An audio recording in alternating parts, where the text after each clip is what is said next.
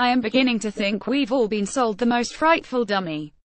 Remember all those hybrid hypercars, the LaFerrari, McLaren P1 and Porsche 918 Spider launched at approximately the same time on an ocean of weapons-grade statistics and power outputs. These bespoke machines may have been ferociously expensive and massively complex, but they did appear to redraw the boundaries of road car performance.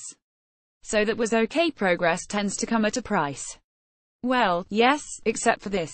This new Porsche 911 GT2 RS may be rather expensive at a whiff over £200,000, but that's still less than a third of the money charged for the least unaffordable of the hybrid hypercars when they were new. Yet by smashing the Nürburgring lap record, in the process going a ridiculous 10 seconds a lap quicker than its 918 Spider stablemate, this standard production derivative of Porsche's most enduring road car design appears to be quicker than them all.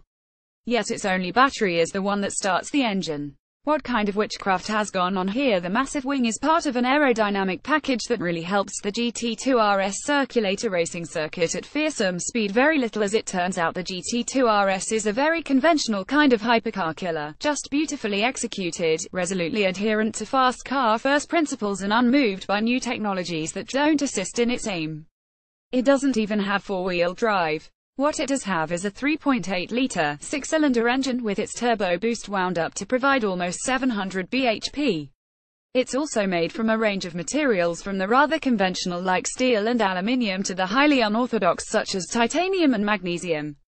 And as you can see from a wing pack mean enough to make Batman feel inadequate, it also has a formidable and quite essential aerodynamics package for what is, by one accepted measure at least, the world's fastest production car.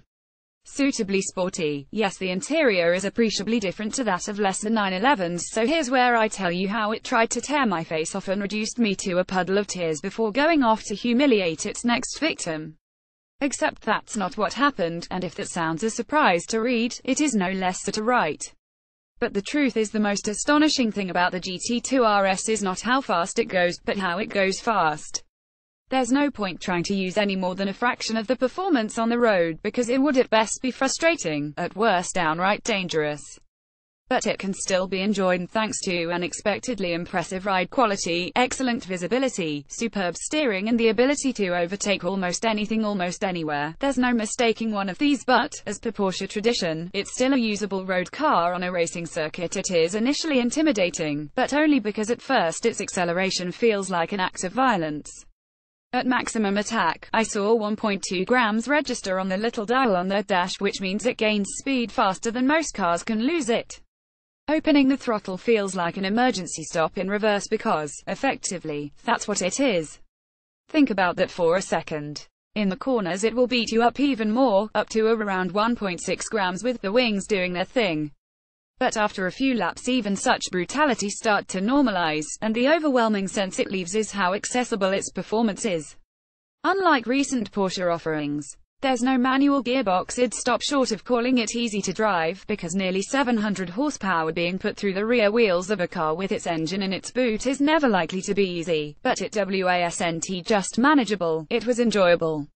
Exploitable even after 2 or 3 laps of an admittedly dry Silverstone. I was happy to drive it on an over-the-limit and, unlike its very frightening 611 bhp predecessor from 2010, it didn't scare me once, and that, far more than its raw power, is the secret of its speed.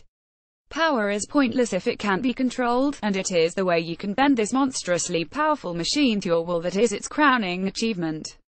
That, and the fact that it will blow any passing million-pound hybrid hypercar into the weeds. Cars Porsche 911 a celebration. The facts: Porsche 911 GT2 RS tested 3,800cc, twin-turbocharged flat-six petrol, 7-speed double-clutch gearbox, rear-wheel drive PRICEON sale from £207,506 now POWERTORQUE 690 bhp at 7,000 revolutions per minute £535. Nm at 2,500 revolutions per minute, top speed 211 miles per hour, acceleration 062 mph in 2.8 sec, fuel economy 23.9 mpg, 15.6 mpg EU, combined urban CO2 emissions 269 gkmvd, £2,000 first year, £450 next 5 years, then £140 verdict around a racing circuit. Probably the fastest production car the world has ever seen yet. Compared with £1 million hypercar, it is cheap, practical and comfortable.